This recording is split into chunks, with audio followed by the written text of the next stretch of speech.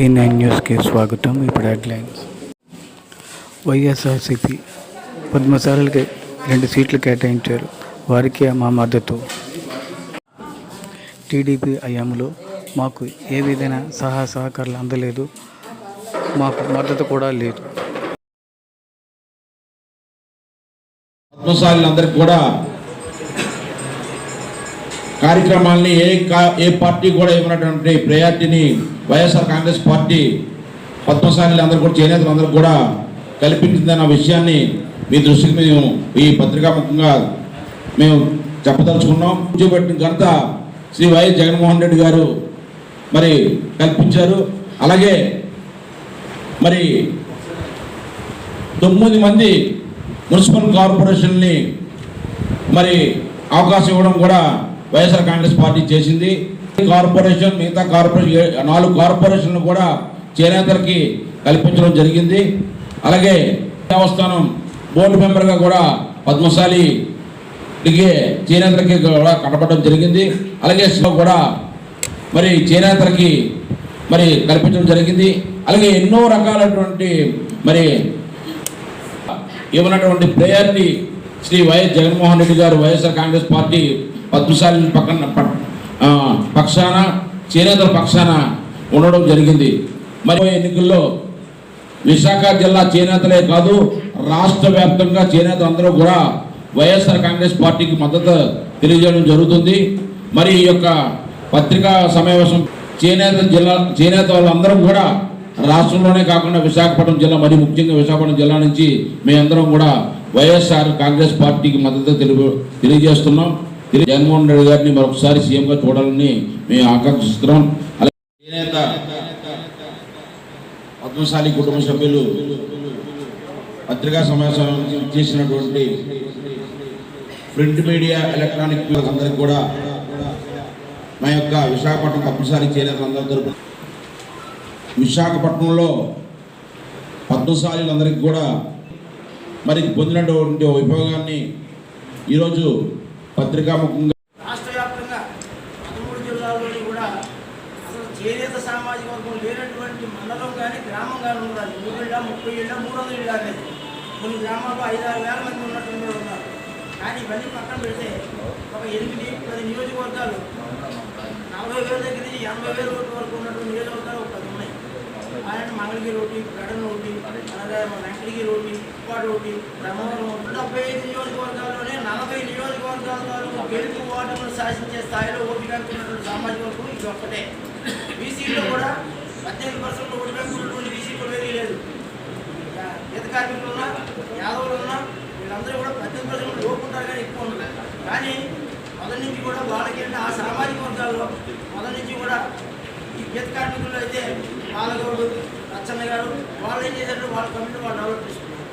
కోటయ్య గారు, రామల రమాకాంతరావు గారు, సత్యనారాయణ గారు, ఆశీల్ గారు ఇటువంటి వాళ్ళందరూ కూడా ఒక 25 సంవత్సరాల క్రితం ఉన్న లీడర్షిప్ అది. తర్వాత వాళ్ళు ఏం చేశారంటే సెకండ్ లీడర్షిప్ను తయారు చేయలేకపోయారు. వాళ్ళతో అది అంతరించింది. ఈవేళ కొత్తగా లీడర్షిప్ను తయారు చేసుకోవాల్సిన బాధ్యత ఇవాళ కొత్తగా ఇవాళ వచ్చే యువతలో మొదలైంది. దీనివల్ల ఏమవుతుందంటే ఒక చోట పడవలసిన ఓటు ఒక నియోజకవర్గం కాదు గెలుపుకోవడంలో నిర్ణయించవలసిన స్థాయిలో ఉన్న ఓటు బ్యాంకు చీలిపోవడం వల్ల వాళ్ళు మనం గుర్తించలేదు.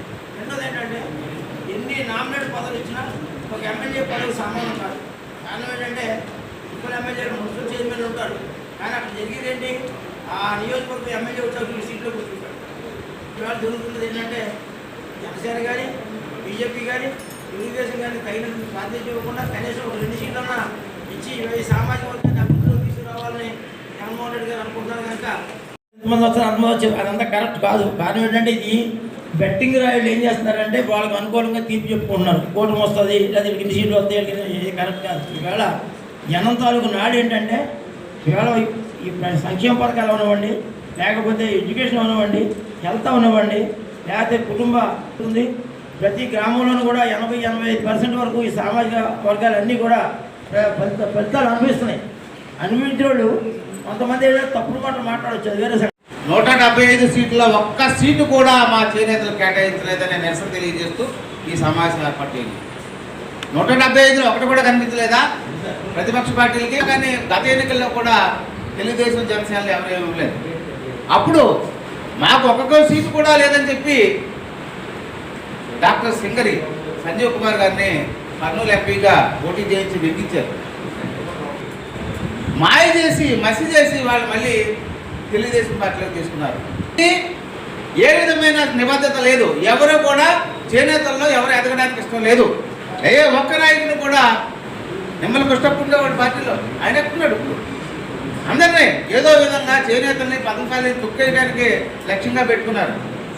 సీట్లు ఇచ్చింది మంగళగిరి, మురుగుడు లావణ్య, ఎమ్మిగినూరు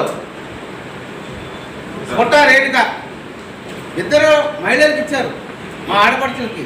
మరి మేము గర్వంగా చెప్పుకోవచ్చు. అంటే విశాఖపట్నం ఆల్ ఇండియా పత్రసాల సంఘ వైస్ ప్రెసిడెంట్ని, అలాగే పూర్ణ మార్కెట్ వ్యాప్తంగా చూసిన ప్రెసిడెంట్ గారిని, అలాగే నిన్నను రాష్ట్ర బీసీ జగన్మోహన్ రెడ్డి గారు నాకు ఒక గుర్తింపైన పదవి కూడా ఇవ్వడం జరిగింది. ఈరోజు ఈ సమావేశం అధికారులకి మీడియా పెద్దలందరూ కూడా మాట్లాడారు సార్ రెడ్డి గారు.